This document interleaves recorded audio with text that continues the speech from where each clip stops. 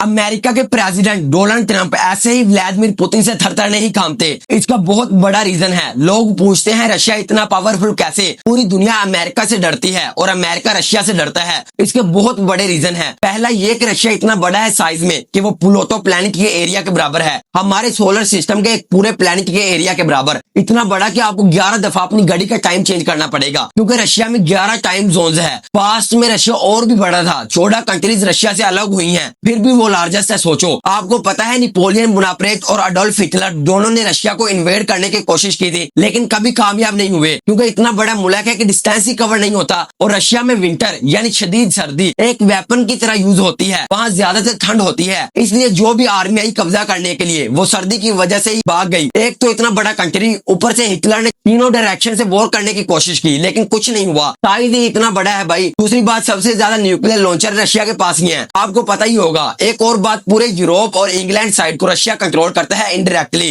क्योंकि यूरोप ठंडा एरिया है और वहाँ गैस की जरूरत होती है रूम वगैरह गर्म रखने के लिए, और लगभग 40% गैस रशिया से आती है। यानी अगर एक सेकंड में सप्लाई बंद कर दो तो पूरा यूरोप हिल सकता है। इसके बाद का रीजन है हाइड्रोजन बॉम्ब। आपको शायद पता हो, न्यूक्लियर वेपन से 1000 गुना ज्यादा डेंजरस माना जाता है हाइड्रोजन बॉम्ब। 1961 में रशिया ने सार बॉम्बा टेस्ट करके दुनिया को दिखाया कि उनकी पावर क्या है। तुम लोग छोटे मोटे चुनु मुनु बॉम्ब यूज करो, हम तो हाइड्रोजन यूज करेंगे। इसके बाद आता है रशियन हैकर्स। आपने सुना होगा कई बार कि रशिया के हैकर ने ये हैक कर दिया, वो हैक कर दिया। हैकर का नाम आते ही रशिया याद आता है, क्योंकि उनके टेक एक्सपर्ट्स और साइबर लोग काफी एडवांस है। यूरोप के मुल्क एस्टोनिया पे रशिया ने साइबर अटैक किया था पहली दफा। ऐसा हुआ था कि सारे गवर्नमेंट सर्वर, सारी वेबसाइट मुल्क की बंद हो गई थी। मतलब फर्स्ट टाइम ये हुआ कि कंप्यूटर अटैक के चलते पूरा नेशन होल्ड पे आ जाए, ऐसा सीन हो गया था। इसके बाद का रीजन है समंदर। जितना बड़ा एरिया होगा मुल्क का, उतना ज्यादा समंदर पर भी कंट्रोल होगा। बॉर्डर के पास वाला जो एरिया होता है उसको अगर मिला दो तो सबसे ज्यादा पानी पे भी कंट्रोल रशिया का ही है। और जितने पानी के एरिया पे कंट्रोल है, उन एरियाज में लगभग $35 ट्रिलियन